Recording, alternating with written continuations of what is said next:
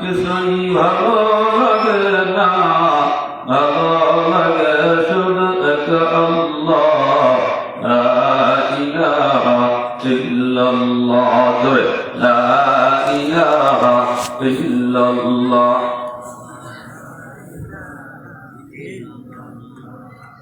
লা ইলাহা ইল্লাল্লাহ। জিকিরের সাথে সকলেই একটা সামনে আগে আসে, সামনে থাকা পড়বে সকলেই, যে কয়জন আছে একটু সামনে থাকবে। লা ইলাহা ইল্লাল্লাহ, লা ইলাহা ইল্লাল্লাহ, লা ইলাহা ইল্লাল্লাহ,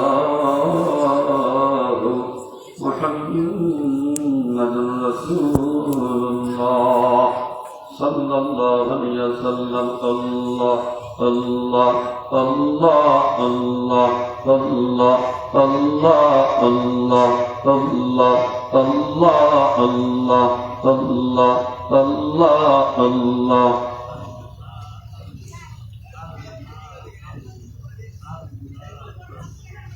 আল্লাহ ডাকলে বান্দা আল্লাহ ডাক, ডাকার মতো ডাকলে তারে, ডাকার মতো ডাকলে তারে কলব হবে পাক। আল্লাহ আল্লাহ আল্লাহ আল্লাহ আল্লাহ আল্লাহ আল্লাহ আল্লাহ।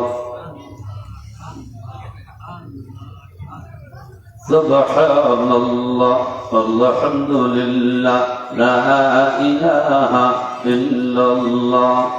সুবহানাল্লাহ আলহামদুলিল্লাহ লা ইলাহা ইল্লাল্লাহ, লা ইলাহা ইল্লাল্লাহ, লা ইলাহা ইল্লাল্লাহ,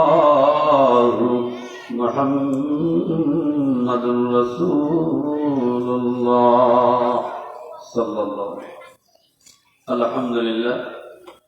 উপস্থিত আয়োজিত কোরআনপুর মধ্যপাড়া নুরানী হাফেজিয়া মাদ্রাসা এতিমখানার উদ্যোগে চতুর্থ বার্ষিক ওয়াজ মাহফিলের সম্মানিত সভাপতি জনাব মোহাম্মদ শহীদুল আলম সাহেব, উপস্থিত রয়েছেন আজকের মাহফিলের প্রধান আকর্ষণ, প্রধান অতিথি স্বনামধন্য আলেমে দ্বীন, নন্দিত মুফাসসিরে কোরআন হযরত আল্লামা আল-হাজ হাফেজ হযরত মাওলানা ইসমাইল হোসেন কাতারি সাহেব, উপস্থিত রয়েছেন জাতির শ্রেষ্ঠ সন্তান অন্যান্য উলামায়ে কিরাম, সামনে উপস্থিত মুরব্বিয়ানে কিরাম, যুবক ভাইরা, পর্দার অন্তরালে বসে থাকা মা ও বোনেরা। সর্বপ্রথম আল্লাহ পাক রব্বুল আলামিনের দরবারে শুকরিয়া আদায় করি যে আল্লাহ পাক রব্বুল আলামিন আমাকে আপনাকে জান্নাতের বাগানে আসার বসার তৌফিক দান করেছেন। এই জন্য সকলেই আল্লাহ তাআলার দরবারে শুকরিয়া আদায় করি, সকলেই বলি আলহামদুলিল্লাহ। আল্লাহ তাআলার অত্যন্ত মেহেরবানি এবং দয়া, আল্লাহ তাআলা আমাকে আপনাকে সুস্থতার মতো নিয়ামত দান করে, ঈমানের মতো সম্পদ দান করে এই জান্নাতের বাগানে আসার বসার তৌফিক দান করেছে। সুস্থতাটা আল্লাহ দেওয়া অনেক বড় একটা নিয়ামত। আমি আপনি সুস্থ আছি বিদায় বুঝতেছি। একজন অসুস্থ ব্যক্তিকে জিজ্ঞাসা করেন যে সুস্থতাটা আল্লাহ দেয়া কত বড় একটা নিয়ামত। এইটা কোন সুস্থ ব্যক্তিকে বোঝানো যাবে না, একজন অসুস্থ ব্যক্তির কাছে জিজ্ঞাসা করলে বোঝা যাবে যে সুস্থতাটা আল্লাহ দেয়া কত বড় একটা নিয়ামত। আল্লাহ তাআলা আমাকে আপনাকে সুস্থতার মতো নিয়ামত দান করে দুনিয়া এবং আখিরাত উভয় জাহানের সবথেকে দামি সম্পদ, ঈমানের মতো সম্পদ আল্লাহ তাআলা আমাকে আপনাকে দান করেছেন। ঈমানটা মহামূল্যবান সম্পদ, দামি সম্পদ। সমস্যা হলো ঈমানটা আমি আপনি অর্জন করতে গিয়ে কষ্ট করা লাগে নাই, কষ্ট ছাড়াই আমি আপনি ঈমান পেয়েছি। এই কারণে ঈমানটা আমার আপনার কাছে কোনো দাম না। সাহাবায়ে কেরাম ঈমানটা অর্জন করতে গিয়ে কষ্ট স্বীকার করা লাগছে, ঘর ছাড়া লাগছে, বাড়ি ছাড়া লাগছে, বাপ ছাড়া লাগছে, মা ছাড়া লাগছে, যাদের ময়দানে যুদ্ধ করতে করতে শাহাদত বরণ করা লাগছে, যার কারণে ঈমানটা তাদের কাছে দামি ছিল। আমি আপনি বিনা কষ্টে ঈমানটা পেয়েছি, যার কারণে আমার আপনার নিকটে ঈমানের কোনো দাম নেই। সাহাবায়ে কেরাম ঈমান অর্জন করতে গিয়ে ঘর ছাড়া লাগছে, বাড়ি ছাড়া লাগছে, মা ত্যাগ করা লাগছে, বাবা ত্যাগ করা লাগছে। আল্লাহ নবী সাল্লাল্লাহু আলাইহি ওয়াসাল্লামের একজন সাহাবী নাম হলো আব্দুল্লাহ রাদিয়াল্লাহু তাআলা আনহু। গভীর রজনীতে বিশ্বনবী মুহাম্মদ রাসূলুল্লাহ সাল্লাল্লাহু আলাইহি ওয়াসাল্লামের হুজুরের সামনে বাঁকা হয়ে দাঁড়ায় আছে, পূজা হয়ে যায় আছে। গভীর রজনীতে নবী আমার হুজুর থেকে বের হলেন, তাকায় দেখতেছেন হুজুরের সামনে কে যেন বাঁকা হয়ে দাঁড়াইছে। নবী আমার ডাকতে জিজ্ঞাসা করেন, কে তুমি বাঁকা হয়ে দাঁড়ায় আছো? তোমার পরিচয় কি? তোমার নামটা কি? সাহাবী আব্দুল্লাহ রাদিয়াল্লাহু তাআলা হুজুরকে বলেন, ইয়া রাসূলুল্লাহ, আমি আপনার সাহাবী আব্দুল্লাহ। নবী আমার বলেন, কোন আব্দুল্লাহ? আব্দুল্লাহ রাদিয়াল্লাহু তাআলা বলেন, ইয়া রাসূলুল্লাহ, আমি আপনার ওই আব্দুল্লাহ, সবে মাত্র কয়েকদিন আগে ইসলাম গ্রহণ করেছি। ইসলাম গ্রহণ করার পূর্বে আমার নামটা ছিল আব্দুল উজ্জা। ইসলাম গ্রহণ করার পরে আপনি পয়গম্বর আমার নামটা চেঞ্জ করে রেখে দিয়েছেন আব্দুল্লাহ। আমি আপনার ওই আব্দুল্লাহ। নবী আমার বলেন, আব্দুল্লাহ, তুমি তো ধনী বংশের সন্তান, তোমার বাবা ব্যবসায়ী, তোমার চাচা ব্যবসায়ী। আব্দুল্লাহ, তুমি তো ওই আব্দুল্লাহ। সকাল বেলা যেই পোশাক পরিধান করতা, বিকাল বেলা ওই পোশাকটা পরিধান করতা না। বিকাল বেলা যেই পোশাকটা পরিধান করতা, সকাল বেলা ওই পোশাকটা পরিধান করতা না। তুমি তো ওই আব্দুল্লাহ। আব্দুল্লাহ, কেন তুমি গভীর রজনীতে আমার হুজুরের সামনে বাঁকা হয়ে যাচ্ছ? আব্দুল্লাহ চোখের পানি ছেড়ে দিয়ে উত্তর দেয়, ইয়া রাসূলুল্লাহ, হাবিবাল্লাহ, ইসলাম গ্রহণ করার কারণে আমার চাচা আমাকে বলেছে, আব্দুল্লাহ, ঈমান ছাড়বি, নবীর সাহাবাত ছাড়বি। ঈমান যদি ছাড়তে না পারো, নবীর সাহাবাত যদি ছাড়তে না পারো, ঘর ছাড়বা, বাড়ি ছাড়বা।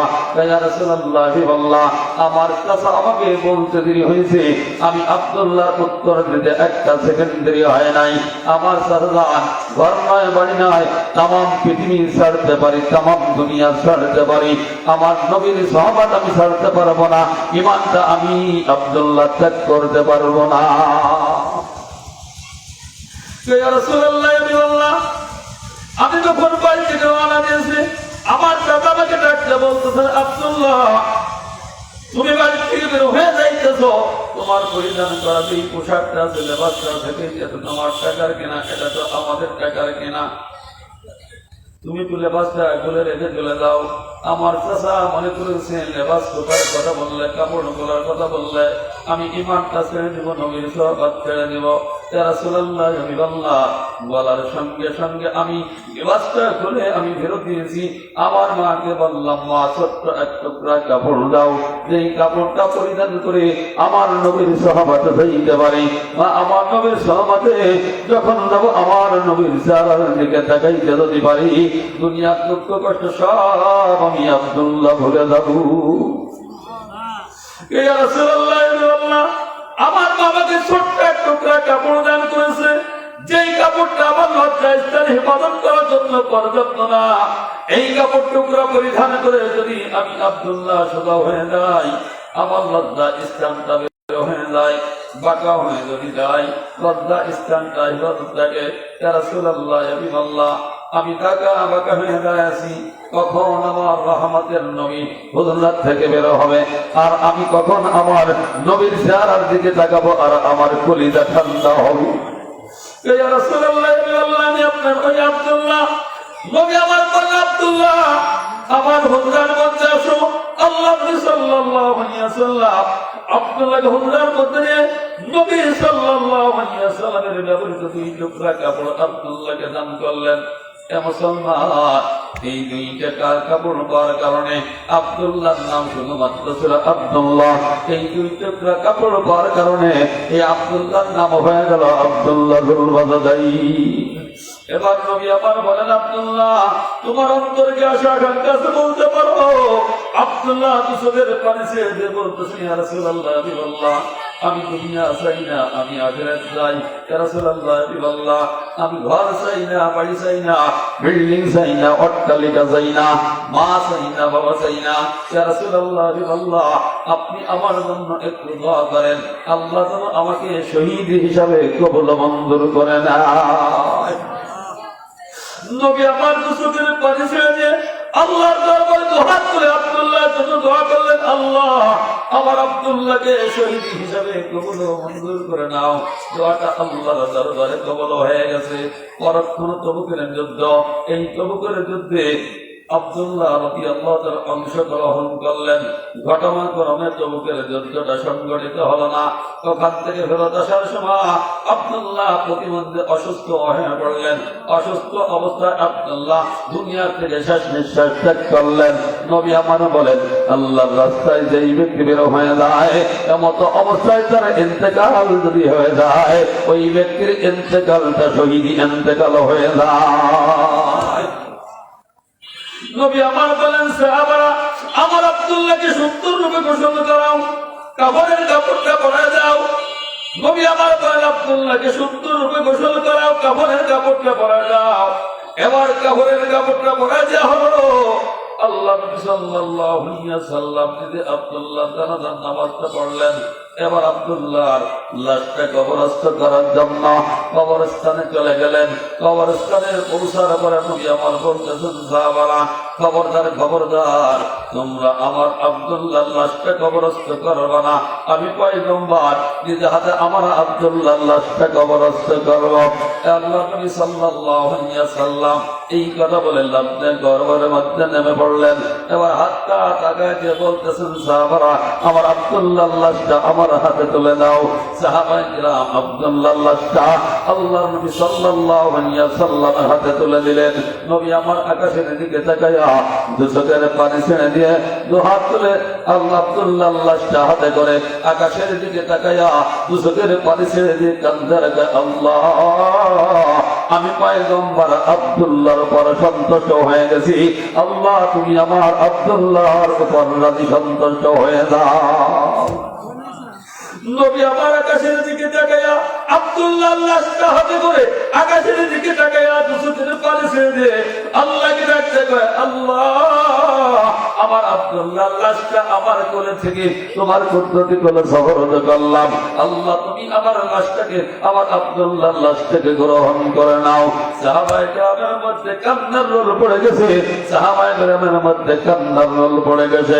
বিশেষ করে সাদ বিন আবি ওয়াক্কাস রাদিয়াল্লাহু তাআলা দু চোখের পানি ছেড়ে চিৎকার করে কাঁদে আর আব্দুল্লাহর লাশের দিকে ইশারা দিয়ে কয়, ভাই আব্দুল্লাহ, আজকে তোমার লাশের পরিবর্তে যদি আমি সাদ বিন আবি ওয়াক্কাসের লাশটা হইত, কতই না সুন্দর ভাগ্য আমি সাদ বিন আবি ওয়াক্কাসের হইত। মুসলমান এই জন্য ইমানটা অর্জন করতে গিয়ে সাহাবায়ে কেরামের ঘর ছাড়া লাগছে, বাড়ি ছাড়া লাগছে। এই জন্য ইমানটা তাদের কাছে দাবি ছিল। আমি আপনি বিনা শ্রমে বিনা কষ্টে ইমানটা পেয়েছি। এই জন্য ইমানের আমার আপনার কাছে কোনো দাম নাই, ঠিক কিনা? মুসলমান ইমানটা কেমন দামির দামি। আমি আপনি আশরাফুল মাখলুকাত, শ্রেষ্ঠ মাখলুকাত, মানব সন্তান। মুফাসসির কিরাম কিতাবের মধ্যে লেখেন, প্রত্যেকটা মানুষ ধনী হোক, গরিব হোক, শিল্পপতি হোক, রাস্তার ভোগী হোক, প্রত্যেকটা লোকের 5টা জগৎ অতিক্রম করা লাগবে। কয়টা? ধরে বলে কয়টা? আর একটু ধরে বলে কয়টা? 5টা জগৎ অতিক্রম করা লাগবে প্রত্যেকটা মানুষের। 1 নম্বর জগতের নাম আলমে আরওয়াহ। 1 নম্বর জগতের নাম কি? আলমে আরওয়াহ। যেই নাম তাকে বলা হয় রূহের জগৎ। যেই জগতে, যেই রূহের জগতে আল্লাহ সমস্ত রূহকে একত্রিত করে বলেছিলেন, আলাস্তু বিরব্বিকুম, আমি কি তোমাদের রব নয়? আমি আপনি প্রত্যেকে এই উত্তর দিয়েছিলাম, ক্বালু বালা, অবশ্যই আপনি আমাদের রব। 2 নম্বর জগতের নাম আলমে আরহাম। মায়ের পেটে আমি আপনি যে কয়েকদিন ছিলাম এটা একটা জগৎ। 3 নাম্বার জগতের নাম আলমে দুনিয়া, যেই জগতে আমি আপনি এখন আছি। 4 নাম্বার জগতের নাম আলমে বরজাক। আলমে বরজাক বলা হয় আমার আপনার লাশটা ইন্তেকালের পরে কবরে রাখার সময় থেকে কিয়ামত অনুষ্ঠিত হওয়া পর্যন্ত যেই সময়টা, এই সময়টাকে বলা হয় আলমে বরজাক। 4 নম্বর জগতের নাম আলমে আখিরাত। 4 নম্বর জগতের নাম যারা বলেন আলমে আখিরাত। 1 নম্বর জগতের নাম আলমে আরওয়াহ। এই আলমে আরওয়াহ শুরু আছে, শেষ আছে, শুরু আছে, শেষ আছে। আলমে আরহাম শুরু আছে, শেষ আছে। আলমে দুনিয়া শুরু আছে, শেষ আছে। আলমে বরজাক শুরু আছে, শেষ আছে। আলমে আখিরাত শুরু আছে, পাঁচটা জগতের মধ্যে 4টে জগতের শুরু আছে, শেষ আছে। শুধুমাত্র একটা জগতের শুরু আছে, শেষ নাই। এই জগতের নাম হলো আলমে আখিরাত। মুফাসসির কিরাম কিতাবের মধ্যে লেখেন, আসমান আর জমিনের মাঝখানে যতটুকু ফাঁকা জায়গা আছে, এই ফাঁকা জায়গাটুকু যদি সরিষা দানা দিয়ে ভর্তি করে দেওয়া হয়, আসমান আর জমিনের মাঝখানে যতটুকু ফাঁকা জায়গা আছে, এই ফাঁকা জায়গাটুকু সরিষা দানা দিয়ে ভর্তি করতে কমপক্ষে 8-10 মণ সরিষা তো লাগবে। কত ক্যালকুলেটরের কাছে জিজ্ঞাসা করার উত্তর দিতে পারে তো হয়ে যাবে, বিবেককে প্রশ্ন করে উত্তর দিতে পারে তো হয়ে যাবে। আসমান আর জমিনের মাঝখানে যতটুকু ফাঁকা জায়গা আছে, সরিষা দানা দিয়ে যদি ভর্তি করে দেওয়া হয়, আর একটা পাখি যদি 1000 বছর পরে একটা দানা খেয়ে যায়, আর 1000 বছর পরে একটা দানা খেয়ে যায়, আর 1000 বছর পরে একটা দানা খেয়ে যায়, 1000 বছর পর পর পাখি একটা দানা খেয়ে যাবে। খেতে খেতে একদিন সরিষা দানাগুলি শেষ হয়ে যাবে, কিন্তু আলমে আখিরাতের শুরু হবে। এই জিন্দেগির আর কোনোদিন শেষ হবে না। মুসলমান দুনিয়াটা আমি আপনি সহজেই বলি, আমিও সহজে বলি, আপনারা সহজে বলেন। একটা উদাহরণ দিলে বলবেন, এই বাংলাদেশ থেকে যদি আমি আপনি বহির্বিশ্বে শহরে যাই, যদি বহির্বিশ্বে যাই, আমেরিকা যাই, জার্মান যাই, জাপান যাই, ইটালি যাই, আর ফিলিস্তিন যাই, পাকিস্তান যাই, আর আমাদের প্রতিবেশী বন্ধু রাষ্ট্র ভারত যদি যাই, বন্ধু রাষ্ট্র, প্রত্যেকটা লোকের কয়টা জিনিসের দরকার? বলেন কয়টা? বলেন। 1 নাম্বার, 1 নাম্বার, যারা বলেন 1 নাম্বার, 2 নাম্বার দেশা। মুসলমান বাংলার জমিন থেকে বহির্বিশ্বে গিয়েছি, আমেরিকা গেছি, জার্মান গেছি, জাপান গেছি, অস্ট্রেলিয়া গেছি, ইটালি গেছি, পাকিস্তান গেছি, ফিলিস্তিন গেছি, আর আমাদের প্রতিবেশী বন্ধু রাষ্ট্র ভারত গিয়েছি। মুসলমান, আমার আপনার কাছে সুন্দর একটা পাসপোর্ট আছে, সুন্দর একটা ভিসা আছে, আমার আপনার কোনো টেনশন নাই, কোনো চিন্তা ভাবনা নাই। আর আমার আপনার কাছে যদি সুন্দর একটা পাসপোর্ট যদি না থাকে, আর ভিসা যদি না থাকে, যদিও ভারত আমাদের বন্ধু রাষ্ট্র হয়, মুসলমান জেলখানা ছাড়া আমার আপনার কোনো উপায় নাই। তেমনি ভাবে আল্লাহ পাক রব্বুল আলামিন বলেন, ও দুনিয়ার মানুষ, আলমে আখিরাতে এই জিন্দেগির শুরু আছে, ওই জিন্দেগির কোনো শেষ নাই। এই জিন্দেগিতে 2টা জিনিসের দরকার। 1 নাম্বার সুন্দর একটা পাসপোর্টের দরকার, 2 নাম্বার সুন্দর একটা ভিসার দরকার। আছে কি নাই? এরপরে বলেন আছে কি নাই? আলমে আখিরাতে সুন্দর একটা পাসপোর্ট লাগবে। এই পাসপোর্টটার নাম কি? যারা বলেন, আর একটু যারা বলেন, সুন্দর একটা ইমান নামক পাসপোর্ট লাগবে, 2 নাম্বার আমল নামক একটা ভিসা লাগবে। ও দুনিয়ার মানুষ, আলমে আখিরাত যেই জিন্দেগির শুরু আছে, এই জিন্দেগির কোনো শেষ নাই। ইমান নামক পাসপোর্ট নিয়ে যদি কবরে আসতে পারো, আমল নামক ভিসা নিয়ে যদি ওই আলমে আখিরাতে হাজির হইতে পারো, আল্লাহ কয়, ওয়ালা তাখাফু ওয়ালা তাহজানু ওয়া আবশিরু বিল জান্নাতিল্লাতী কুনতুম তুআদুন।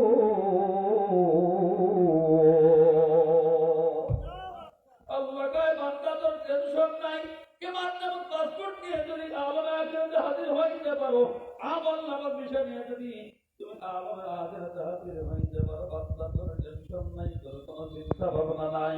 আমি আল্লাহ তোর জন্য ফেরেশতা জান্নাতুল ফিরদাউসের মালিক আমি আল্লাহ তোকে বানাই দেব।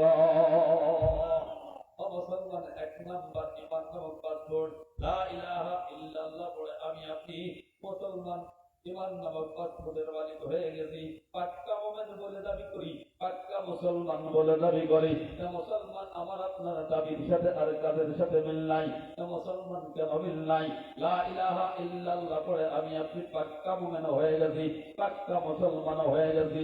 ভালো করে বুঝতে হবে যে ঈমানটা আমাকে আপনাকে লা ইলাহা ইল্লাল্লাহ পড়ার পরে যে ঈমান আমাকে আপনাকে আদানো হলে আল্লাহর ঘর পবিত্র মসজিদে নিতে পারে না, ওই ঈমান আমাকে আপনাকে আল্লাহর জান্নাতে দিতে পারে না। যে ঈমান আমাকে আপনাকে সুদের থেকে ফিরাইতে পারে না, ওই ঈমান আমাকে আপনাকে আল্লাহর জান্নাতে নিতে পারে না। যে ঈমান আমাকে আপনাকে ঘুষের থেকে ফিরাইতে পারে না, ওই ঈমান আমাকে আপনাকে আল্লাহর জান্নাতে নিতে পারে না।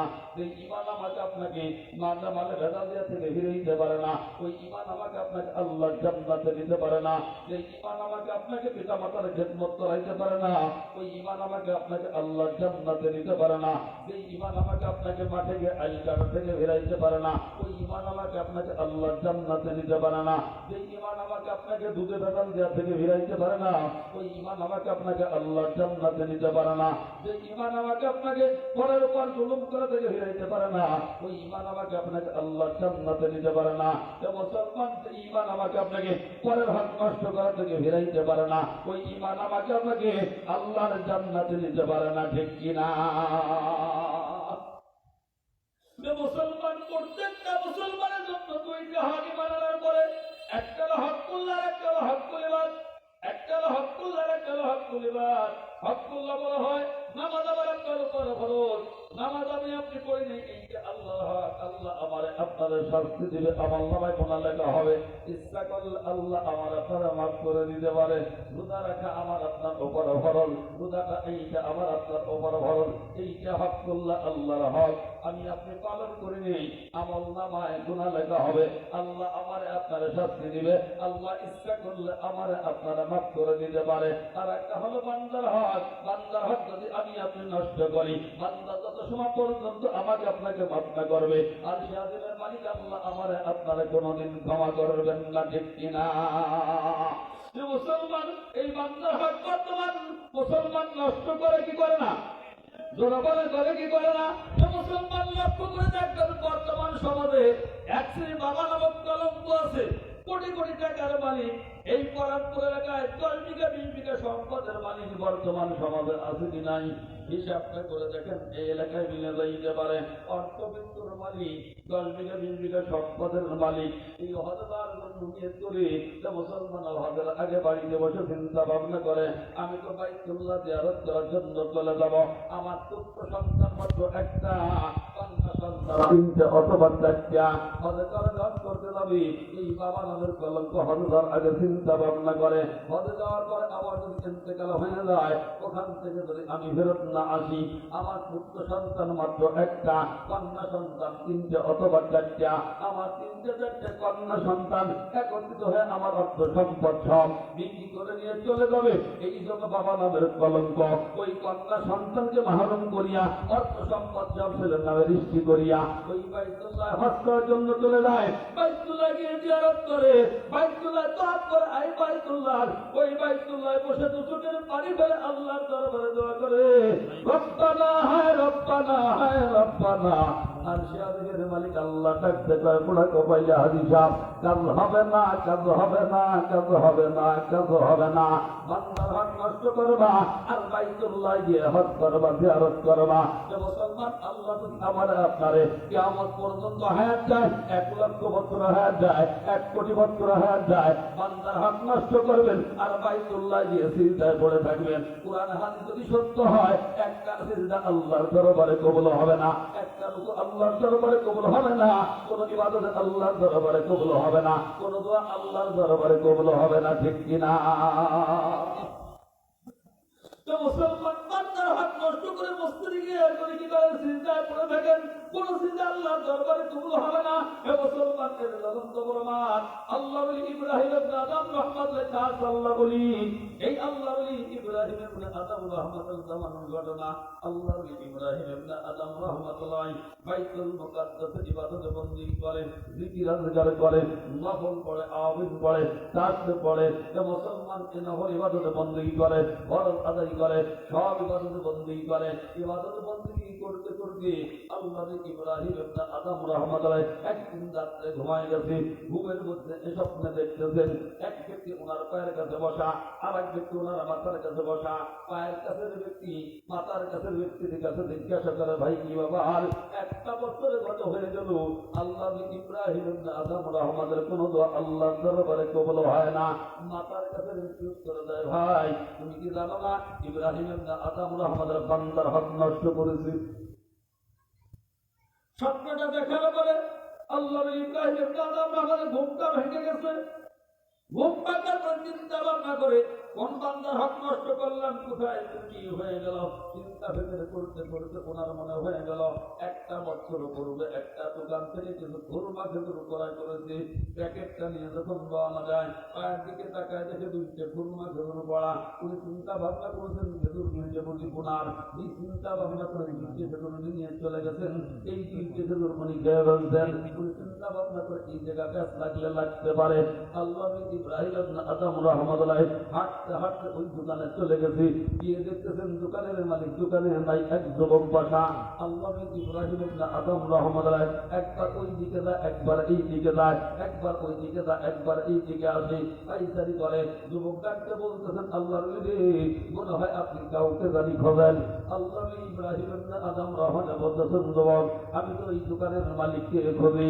যুবক বলতেছেন, আল্লাহ রে এই দোকানের যে মালিক ছিলেন উনি আমার আব্বা। গত কয়েকটা দিন আগে আমার আব্বা দুনিয়া থেকে চির বিদায় হয়ে চলে গেছেন। আল্লাহ আপনি কেন আসবেন বলতে পারেন। এবার আল্লাহ ইব্রাহিম ইবনে আদম রাহমাতুল্লাহ বলেন, বাবা একটা বছর পূর্বে তোমার বাবার থেকে আমি কিছু খুরমা খেজুর ক্রয় করেছি। প্যাকেটটা নিয়ে যখন রওনা নেই মা নিকটে দেখে দুইটা খেজুর পড়া। আমি চিন্তা ভাবনা করলাম খেজুর দুইটা বুঝি আমার, চিন্তা ভাবনা করে দেখলাম খেজুর দুইটা আমার না, এই দুইটা খেজুরের মালিক তোমার বাবা। ও যুবক আল্লাহর হস্তে তুমি আমাকে দুইটা খেজুরের দাবি মাফ করে দাও। আরে কেমন বাবার কেমন সন্তান উত্তরটা দিয়ে দিয়েছে। আরে বাপ যদি ভালো হয়, বাপ যদি ভালো হয়, বাপ যদি ভালো হয়, বাপ ভালো তার বেটা ভালো, মা ভালো তার ঘি, গাই ভালো তার বাছুর ভালো, দুধ ভালো তার ঘি। গছুর মতো গছু হইলে অল্প জালে সেজে, মানুষের মতো মানুষ হইলে অল্প কথায় বোঝে। গাই কি বাছুর চেনে, বাছুর চেনে গাই, মুরগি কি খাপড়া চেনে, কুত্তে চেনে ছাই। যেমন বাপ যেমন তার সন্তান। উত্তরটা কত সুন্দর দিয়েছে।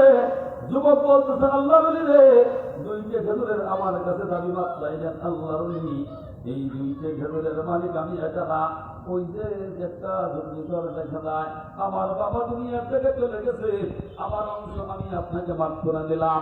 আমার একটা বোন আছে আর আমার মা বেঁচে আছে, ওই যে একটা দুর্নীতির দেখা যায় ওখানে আমার মা আছে আর আমার একটা বোন আছে, আমার অংশ আমি আপনাকে মাফ করে দিলাম। বাদ বাকি দুই অংশ আমার বোন আর আমার থেকে মাফ দেন। খেজুর কয়টা? বলেন কয়টা? দুইটা। আর আমি আপনার ব্যক্তিগত খাইছেন দুটো বিয়ে যান।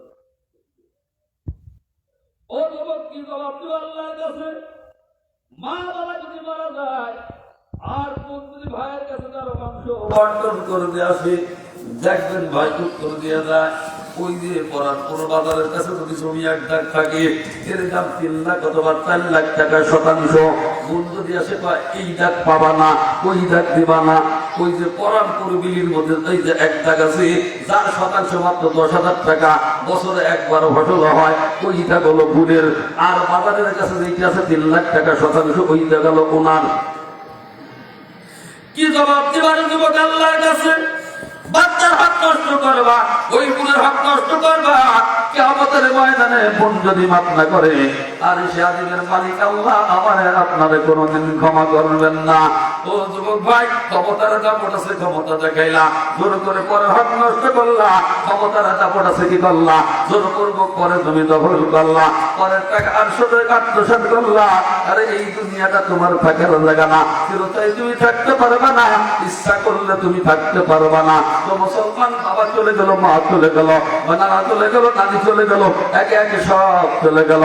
ক্ষমতার দাপট দেখাও, যতই দাপট দেখাও কাজ হবে না। তো মুসলমান, দুইতে তিনি বান্দার চিরস্থায়ী না। একটা হলো ক্ষমতার দাপট, বান্দার চিরস্থায়ী না, আর একটা হলো টাকা পয়সার দাপট, বান্দার চিরস্থায়ী না, ঠিক কিনা? মুসলমান, পৃথিবীর ইতিহাস জানেন, ওই যে কত কত বড় প্রেসিডেন্ট চলে গেল, জবরদস্ত শক্তিশালী লোক চলে গেল, কারণ চলে গেল, হামান চলে গেল, চলে গেল, মিস্টার ফিরাউন চলে গেল। মিস্টার ফিরাউন যেমন তেমন প্রেসিডেন্ট না, শুধুমাত্র প্রেসিডেন্ট না, দাবি করেছে আমার রব্বুকুমুল আলা, আমি সবচাইতে বড় খোদা। আর সে আদমের মালিক আল্লাহ ডাকতে কয়, ও দুনিয়ার মানুষ, তাকায় দেখো, আমি আল্লাহ ওই বড় খোদার নীল নদের মধ্যে ইঁদুরের মতো সবাই সবাই মারছি। যে আল্লাহ মিস্টার কমরুদের মতো বড় খোদারে নীলনদের মধ্যে সবাই মারছে, ওই আল্লাহ এখনো আছে কি নাই? জোরা বলেন, আছে কি নাই? সমস্ত ক্ষমতার মালিক কে? জোরা বলে, সমস্ত ক্ষমতার মালিক কে? আর একটু বলে, সমস্ত ক্ষমতার মালিক কে? মুসলমান, সমস্ত ক্ষমতার মালিক আল্লাহ। আমার যেই আল্লাহ কোন ক্ষমতার মালিক, আমার যেই আল্লাহ রাষ্ট্রীয় চেয়ারে বসাইতে পারে, আমার আল্লাহ যদি ইচ্ছা করে মুহূর্তের মধ্যে রাষ্ট্রীয় চেয়ার থেকে আবার নামাইতেও পারে। জোরে বলে, পারে কি পারে না? মুসলমান, জোরে বলেন, পারে কি পারে না? মুসলমান, জুলুম করে চেয়ার দখল করা যায় না, জুলুম করে ক্ষমতার মস্তক দখল করা যায় না। মুসলমান, তার জ্বলন্ত প্রমাণ টাকায় দেখেন বাংলার জমিনে উলামায়ে কেরামকে মিথ্যা মামলা দেওয়া হলো, উলামায়ে কেরামকে জেলে দেওয়া হলো। মুসলমান, হ্যান্ডকাপ পরায় উলামায়ে কেরামকে জেলে দেওয়া হলো। এই যে হ্যান্ডকাপটার দাগটা এখনো যায় নাই, কোথায় গেল ক্ষমতার দাপট? হ্যান্ডকাপ পরাইলা, উলামায়ে কেরামকে সাজু দিয়ে গরুর মতো কি করলা, আদালতে হাজির করলা। হ্যান্ডকাপ ঠিকই আছে, রশিও ঠিকই আছে, শুধুমাত্র হাতগুলো একটু পরিবর্তন হয়ে গেছে। কোথায় গেল ক্ষমতার দাপট? কোথায় গেল টাকা পয়সার দাপট? মুসলমান, ক্ষমতা কারো চিরস্থায়ী না, ক্ষমতা কারো বাপ্তার গেলে বৈদিক সত্য না। মুসলমান, ক্ষমতা কারো চিরস্থায়ী সম্পদ না। আমার আল্লাহ ইচ্ছা করলে ইজ্জত দিতে পারে, আমার আল্লাহ ইচ্ছা করলে আবার বেইজ্জত করতে পারে। পারে কি পারে না? মুসলমান, এই দুনিয়াটা এই জন্য আমার আপনার থাকার জায়গা না। মুসলমান, মৃত্যুর পরে সর্বপ্রথম ঘাঁটি হলো কবর। এই কবরে গেলে পেয়ে যাবো আমি আপনি জান্নাত এবং জাহান্নামের খবর। মুসলমান, ইমানের আমল নিয়ে যদি কবরে যাইতে পারি, কবরটা হবে আমার আপনার জন্য জান্নাতের টুকরা। ইমানের আমল নিয়ে যদি কবরে যাইতে না পারি, কবরটা হবে আমার আপনার জন্য জাহান্নামের টুকরা। ঠিক কিনা? মুসলমান, কবরটা কারোর জন্য জান্নাতের টুকরা, কারোর জন্য জাহান্নামের টুকরা। মুসলমান, কিয়ামতের ময়দানটা অত্যন্ত হৃদয় বিদারক ঘটনা ঘটবে। মুসলমান, চাইতেন মা সন্তানের কাজে আসবে না, সন্তান মার কোনো কাজে আসবে না, বাবা সন্তানের কোনো কাজে আসবে না, সন্তান বাবার কোনো কাজে আসবে না। মুসলমান, ওই যে কিয়ামতের ময়দানটা অত্যন্ত হৃদয় বিদারক ঘটনা ঘটবে। মুসলমান, যেই দিন কেউ কারো কোনো উপকার করতে পারবে না। মুসলমান, এই কিয়ামত সম্পর্কে আমার আস্থার কোনো ঘাটতি নাই। মুসলমান, আমার আপনার আস্থার কোনো ঘাটতি নাই, বিশ্বাসের কোনো ঘাটতি নাই। তবে জেলে ঢোকার পরে এই কিয়ামত সম্পর্কে আমার একিনটা আর একটু পাকাপোক্তাও হয়ে গেছে।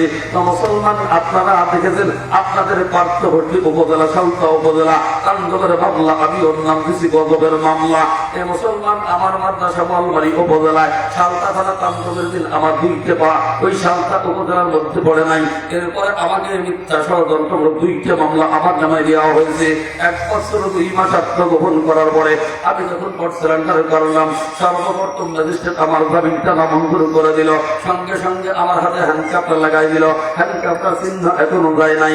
আমি বললাম, ভাই, চুরি করে নেই, রাহাজানি করে নাই, চিন্তাই করে নাই, যেই মামলা আমাকে আসামি করা হয়েছে ন্যূনতমের সঙ্গে আমি জড়িত না, মেহেরবানি করে হ্যান্ডকাপটা একটু ঢিলাই যান। এই কথা বলার কারণে মনে হলো হ্যান্ডকাপটা আর একটু টাইট করে দেওয়া হলো। হ্যান্ডকাপ সবাই যত গড়ায় হ্যান্ডকাপটা হাতের মধ্যে বিদ্ধ হয়ে যায়, সবাই যত গড়ায় হ্যান্ডকাপটা হাতের মধ্যে বিদ্ধ হয়ে যায়। একটা পর্দা অসুস্থ হয়ে পড়লাম, দুইজন পুলিশ ভাই আমার সহযোগিতা করলো, হ্যান্ডকাপটা খুলে দেওয়া হলো, জেলখানার মধ্যে বন্দি করা হলো, দেখা সাক্ষাতের কোনো সুযোগ নাই, সপ্তাহে মাত্র 10টা মিনিট কথা বলতে দেয়, একটা নাম্বারে বলা যাবে, দ্বিতীয় নাম্বারে বলার কোনো সুযোগ নাই। মুসলমান মাদ্রাসায় কথা বললে বাড়িতে কথা বলতে পারি না, বাড়িতে কথা বললে মাদ্রাসায় কথা বলতে পারি না। মুসলমান 1 মাস 3 দিন পরে আমাকে যখন হাজির করা হলো, আদালতে হাজির করা হলো, জেলখানার মধ্যে বন্দি করা হলো, জানলার ভিতর দিয়ে বাহিরে মা দেখতে পাই, বাবা দেখতে পাই, স্ত্রী দেখতে পাই, পুত্র দেখতে পাই, সন্তান দেখতে পাই, ভাই দেখতে পাই, বোন দেখতে পাই। আমি চিৎকার করে ওদেরকে কি বলি, ওরা বুঝতে পারে না, ওরা আমাকে কি বলে আমি বুঝতে পারি না। 1000 টাকা চুক্তি করে আমি জানলার কাছে গেলাম, মা বাবা স্ত্রী পুত্রের সঙ্গে সাক্ষাৎ করার জন্য, কথা বলার জন্য। জান্নাত এই পাশার ওই পাশ, মাত্র 1000 বিঘা পরিমাণ ভাগা। ওরা আমার কোনো উপকার করতে পারে না, আমি ওদের কোনো উপকার করতে পারি না। মা কান্দে, ভাই কান্দে, স্ত্রী কান্দে, পুত্র কান্দে, ছেলে কান্দে, মেয়ে কান্দে। মুসলমান আমিও তো চোখের পানি ফেলে চিৎকার করে কান্দি। আমার 3টে সন্তান, 2টে ছেলে, একটা কন্যা সন্তান। কন্যা সন্তানটা আমার ছোট, মাত্র 7.5 বছর বয়স। জানলার ভিতরে যে আমার হাতটা জয় তুলে বলে, বাবা তুমি না বললা মাত্র 1 সপ্তাহ থাকবা, অনেকদিন হয়ে গেল, কেন তুমি বাড়িতে যাও না? ও বাবা, কারা তোমার আটকাইলো? কবে বাড়িতে যাবা বাবা বলো? ও বাবা, কেন উত্তর দাও না? ও মুসলমান কলিজাটা ফেটে যায়। আমার ওই সন্তানের কোন উত্তর দিতে পারি না, অনেক কষ্ট চোখের পানি নিবারণ করে বললাম, মা আল্লাহর কাছে ভরিয়ে তো, আল্লাহ যেদিন যেমন মঞ্জুর করবে এখান থেকে বের হইতে পারবো। ওরা 1 সেকেন্ড আগে এখান থেকে বের হওয়ার মতো ক্ষমতা আমার নাই। মুসলমান আমার অবসন্তান মতো বোঝে না, হাতটা দোয়াই ধরছি আর তো ছাড়ে না। এবার বায়না ধরলো, আব্বা অনেকদিন আমাকে খাবারটা কিনে দাও না, কোলে তুলে নাও না, এই মুহূর্তে আমি তোমার কোলে উঠবো। 500 টাকা চুক্তি করে আমার সন্তানটাকে গারদ খেলার মধ্যে নিয়ে বুকে জড়াই নিয়ে নিলাম। আমার সন্তানটা আমার গলা ধরে ধরে বলে, বাবা তুমি যতদিন থাকবো আমি তোমার কাছে থাকবো, আমি তোমাকে রেখে আর যাবো না। মুসলমান 5টা মিনিট পূর্ণ হতে দিল না, 4 মিনিট কয়েকদিন হওয়ার সঙ্গে সঙ্গে আমার কলিজার টুকরা সন্তানটাকে আমার বুকের থেকে কেড়ে নিয়ে চলে গেল। আমি চিৎকার করে কাঁদতেছিলাম, আমার সন্তানটা চিৎকার করে কাঁদতেছিল। ও মুসলমান, হাজারো ইচ্ছা থাকে সত্য, আমার সন্তানটাকে আমি কাছে রাখতে পারলাম না। তাই চিন্তা ভাবনা করলাম, ওরে দুনিয়ার জেলখানা যদি এত কঠিন হয়, আখিরাতের জেলখানাটা কত কঠিন হবে। দুনিয়ার জেলখানা তো 1000 টাকা দিলে আল্লাহর কাছে দেওয়া যায়, 500 টাকা সন্তান দিলে সন্তান করে নেওয়া যায়। আখিরাতের জেলখানাটা এত কঠিন হবে, এটা পুত্রের কোনো কাজে আসবে না, মা সন্তানের কোনো কাজে আসবে না। ও মুসলমান, ওই দিন ঈমান আর আমল না থাকলে আমার আপনার কোনো উপায় কিন্তু থাকবে না। মুসলমান, এই জন্য আমি আপনি যদি ঈমান আর আমল যদি কবরে যাইতে পারি, মুসলমান আমার আপনার কোনো টেনশন নাই, আমার আপনার কোনো চিন্তা ভাবনা নাই। আল্লাহ পাক রব্বুল আলামিন আমাকে আপনাকে জান্নাতের উচ্চ মাকাম দান করতে পারে কি পারে না? আল্লাহ পাক রব্বুল আলামিন আমার আপনার জন্য জান্নাতের মধ্যে একটা বিল্ডিং বরাদ্দ দিতে পারে কি পারে না? জোরা বলেন পারে কি পারে না? আর একটু জোরা বলেন পারে কি পারে না? ছোট্ট একটা ঘটনা বললে বুঝবেন। একজন হিন্দু ঠাকুরকে যদি আল্লাহ জান্নাতের মধ্যে একটা বিল্ডিং বরাদ্দ দিতে পারে, আমি আপনি যদি এই কোরআনের মাদ্রাসার সাথে সম্পর্ক রাখতে পারি, এতিম অসহায় ছাত্রদের সম্পর্ক রাখতে পারি, এতিম অসহায় ছাত্রদের খানার ব্যবস্থা করতে পারি, বাসস্থানের ব্যবস্থা করতে পারি, আর শাহিনের মালিক আল্লাহ পাক রব্বুল আলামিন আমার আপনার জন্য জান্নাতের মধ্যে একটা বিল্ডিং বরাদ্দ দিতে পারে কি পারে না? তোরা বলেন পারে কি পারে না? ছোট্ট একটা ঘটনা বলে আমি আমার ওয়াজের এগিয়ে জন্ম। সমরকন্দের বাদশাহ, সমরকন্দের প্রেসিডেন্ট মুসলমান প্রেসিডেন্ট। তৎকালীন জামানার ঘটনা, একজন বিধবা মহিলা, একটা সন্তানের জননী, ক্ষুধার যন্ত্রণায় কান্দি, মা খাবার দাও, মা খাবার দাও। 3 দিন যাবৎ খাবার দাও না, আর ক্ষুধার যন্ত্রণা সহ্য করতে পারি না, মা খাবার দাও, আর তো সহ্য করতে পারি না। মা বলতেছেন, বাবা খাবার তো কোনো ব্যবস্থা নাই, চলো সমরকন্দের বাচ্চা মুসলমান আমাদের সাথী ভাই, চলো তারা দরবারে নাই, হয়তো তোমরা এতিম অসহায় তোমার চেহারা তোমাদের মুখের দিকে তাকায়া মুসলমান প্রেসিডেন্ট খানার ব্যবস্থা করতে পারে। 5টা 4টে সহ বিধবা মহিলা সমরকন্দের বাচ্চার দরবারে চলে গেল। যাওয়ার পরে বলতেছেন, বাচ্চা আমার 4টে বাচ্চা 3 দিন খানার ব্যবস্থা করতে পারি না, আমি নিজেও 1 সপ্তাহ আমার খানার সাথে কোনো সাক্ষাৎ নাই, আল্লাহ জীবনটা আমার পানির উপর বাঁচায় রাখছি, মেহেরবানি করে আমার এতিমের দিকে তাকায়া বাচ্চার একটু খানার ব্যবস্থা করেন। তবে বাচ্চা ভালো করে শুনে রাখেন, আমি দুনিয়ার কোন সাধারণ বংশের লোক না, আল্লাহর পয়গম্বর জনাব মুহাম্মদুর রাসূলুল্লাহ সাল্লাল্লাহু আলাইহি ওয়াসাল্লামের বংশের লোক। এবার বাচ্চা বলতেছেন, ও মহিলা, যদি তোমার দাবি সঠিক হয়, তুমি যে আল্লাহর নবীর বংশের লোক, তুমি আল্লাহর পয়গম্বর জনাবে মুহাম্মদ রাসূলুল্লাহ সাল্লাল্লাহু আলাইহি ওয়াসাল্লামের বংশের লোক, দাবি যদি সত্য হয়, সনদ দেখাও, সার্টিফিকেট দেখাও। সনদ দেখাইতে পারবা, সার্টিফিকেট দেখাইতে পারবা, খানা পাবা। সনদ দেখাইতে পারবা না, সার্টিফিকেট দেখাইতে পারবা না, খানা পাবা না। এখান থেকে বের হয়ে যাবা। যদি বের না হও, জোর করে তোমাদেরকে বেইজ্জতি করে বের করা হবে। বাচ্চাগুলি খোদার যন্ত্রণায় কান্দার বলে, মা তুমি না বললা সমরকন্দের প্রেসিডেন্ট মুসলমান, আমাদের সতীতি ভাই, আমরা এটি মশায় আমাদের চেয়ার দিকে তাকায়া, আমাদের মুখের দিকে তাকায় বাচ্চা খানার ব্যবস্থা করবি।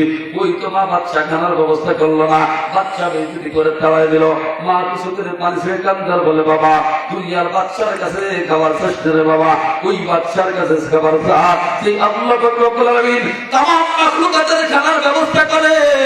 ও বাবা, আমার বিশ্বাস, ওই আল্লাহর কাছে যদি খানা চাই, আল্লাহ আমাদেরকে উত্তম খানার ব্যবস্থা করবে, আল্লাহ আমাদেরকে মাহরুম করবেন না। মুসলমান রাস্তা দিয়ে বাচ্চাগুলি কান্দে আর যায়, মহিলাও কান্দে, চিৎকার করে কান্দে। ঘটনা করবে হিন্দু ঠাকুরের সাথে দেখা। হিন্দু ঠাকুর জিজ্ঞাসা করবে, আপনি কেন কান্দেন, আপনার বাচ্চাগুলি কেন কান্দে? মহিলা বলতেছেন, আপনি তো হিন্দু মানুষ, আপনার কাছে বললে কি লাভ হবে? কোন উপকার হবে না। হিন্দু ঠাকুর বলতেছেন, মা বলেন কোন উপকার করতে পারি কিনা? মহিলা বলতেছেন, সমরকন্দের বাচ্চা, মুসলমান বাচ্চা, আমার আমি লাইভ ধরছি, আমার বাচ্চা 3 দিন যন্ত্রণায় কান্দে, খানার কোনো ব্যবস্থা নাই। বুক ভরা আশা নিয়ে গেলাম, সমরকন্দের বাচ্চা, আমার সরতি ভাই মুসলমান, আমার এতিমাশার বাচ্চার চেহারা দিকে তাকায় তো খানার ব্যবস্থা করবে। আমি বাচ্চাকে বললাম, আমার এতিমাই বাচ্চার খানার ব্যবস্থা করেন। তবে বাচ্চা ভালো করে শুনে রাখেন, আমি দুনিয়ার কোন সাধারণ বংশের লোক না, আমি আল্লাহর পয়গম্বর জনাবে মুহাম্মদ রাসূলুল্লাহ সাল্লাল্লাহু আলাইহি ওয়াসাল্লামের বংশের লোক। বাচ্চা আমাকে বলল, সনদ দেখাইতে পারবা, খানা পাবা। সনদ দেখাইতে পারবা না, খানা পাবা না, এখান থেকে বের হয়ে যাবা। বাচ্চা আমাকে বেজ্জতি করে তাড়াই দিয়েছি। কিন্তু ঠাকুর বলতেছেন, মা আপনি যে মহামানবের কথা বললেন, যে পয়গম্বরের কথা বললেন, ওই মুহাম্মদ সাল্লাল্লাহু আলাইহি ওয়াসাল্লামকে আমি হতে পারি যাতে হিন্দু, আমি তাকে মহব্বত করি, আমি তাকে সম্মান করি, আমি তাকে ভালোবাসি। ও মা, আপনাকে আমি অফার দিতে চাই, আপনি যদি মেহেরবানি করে আমার বাড়িতে যান, আপনার বাচ্চার খানার ব্যবস্থা করতে পারি, আপনাদের বাসস্থানের ব্যবস্থা করতে পারি। এবার ওই সমরকন্দ, এবার ওই মহিলাকে 4টে বাচ্চা সহ হিন্দু ঠাকুর বাড়িতে নিয়ে গেলেন। এবার কে বলতেছেন, মা আমি তাতে হিন্দু, আমার পথে সেটা আপনার খাওয়া লাগবে না, আমি আপনাদেরকে বাজার করে দিব, আপনারা আপনারা পৃথক ভাবে পাক করে খাবেন। যতদিন থাকবেন আল্লাহ ইচ্ছা, আমি নবীর মহব্বতে আপনার খানার ব্যবস্থা করবো, বাসস্থানের ব্যবস্থা করবো।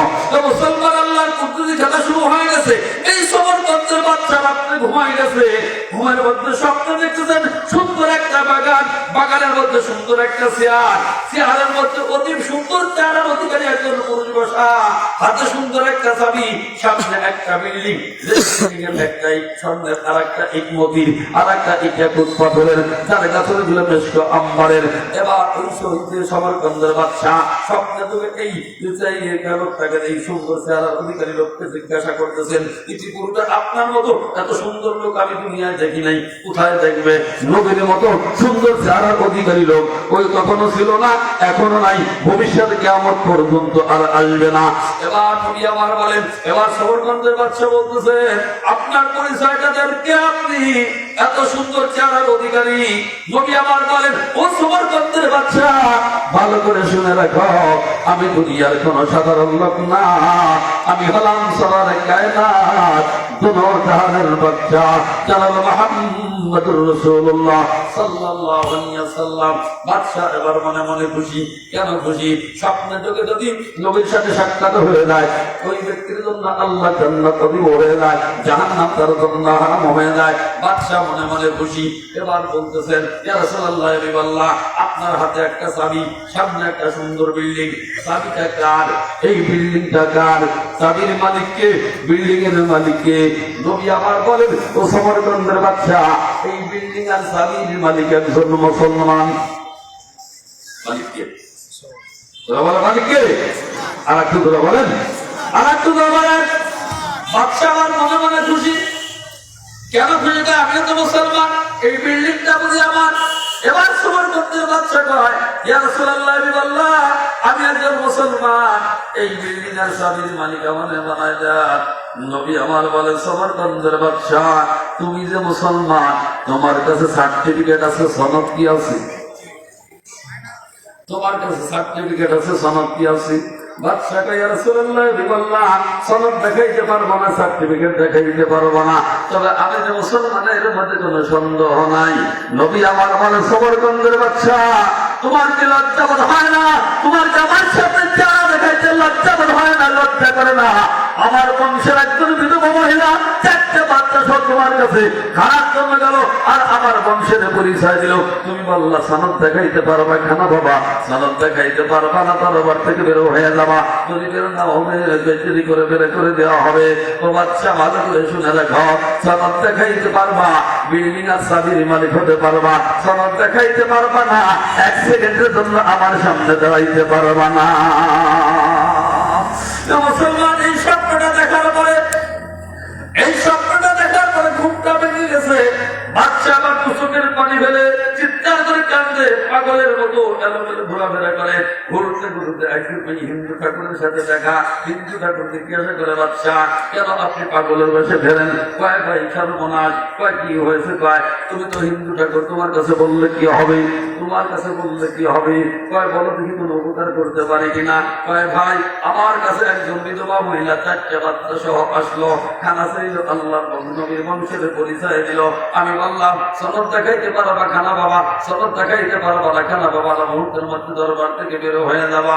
আমি এই কারণে নবী আমার উপর নারাজ হয়ে গেছে, দুনিয়া খেত সব বরবাদ হয়ে গেছে। এবার হিন্দু ঠাকুর বলতেছেন, ভাই, তাহলে আশ্চর্য খবরটা আমার কাছে শোনো। ওই বিধবা মহিলা 4টে বাচ্চা সহ আমার বাড়িতে বসবাস করে। আল্লাহ ইসলাম নবীর মহব্বতে আমি তার খানার ব্যবস্থা করি। এবার হিন্দু ঠাকুর, এবার মুসলমান সমরকন্দের বাচ্চা মনে মনে একটু খুশি। এবার ওই সমরকন্দের বাচ্চা বলতেছেন, ভাই, যেহেতু তুমি সুন্দর একটা খবর শোনাই না, ওই বিধবা মহিলা 4টে বাচ্চা আমার কাছে ফেরত দিয়ে দাও, বিনিময়ে আমি তোমাকে 1000 স্বর্ণ মুদ্রা দিব। কি দেব? 1000 স্বর্ণ মুদ্রা দিব। হিন্দু ঠাকুর কয়, ভাই, কাজ হবে না, কাজ হবে না, কাজ হবে না। 1000 দুনিয়ার স্বর্ণ মুদ্রার বিনিময় ওই জান্নাতের বিল্ডিং আর চাবি আমি তোমার কাছে বিক্রি করতে পারবো না। যেই আল্লাহ তোমাকে স্বপ্নে যদি নবীর সাথে সাক্ষাৎ করেছে, ওই জান্নাতের বিল্ডিং আর চাবি আল্লাহ দেখাইছে। আল্লাহ নবীর বংশধর এতিম অসহায় বাচ্চাদেরকে মহব্বত করার কারণে, খানার ব্যবস্থা করার কারণে আল্লাহ আমাকে স্বপ্নে যুগে নবীর সাথে সাক্ষাৎ করাইয়া, নবী আমাকে তার হাতে হাতটা রাখিয়া, কালামা পড়াইয়া, মুসলমান বানাইয়া, ওই জান্নাতের বিল্ডিং আর চাবির মালিক আল্লাহ আমারে বানাই দিছে। মুসলমান, এই এতিম অসহায় বাচ্চা যদি আল্লাহ পাক রব্বুল আলামিন, এই হিন্দু ঠাকুরটা ছিল না ঈমান, হিন্দু ঠাকুরটা ছিল না ঈমান, শুধুমাত্র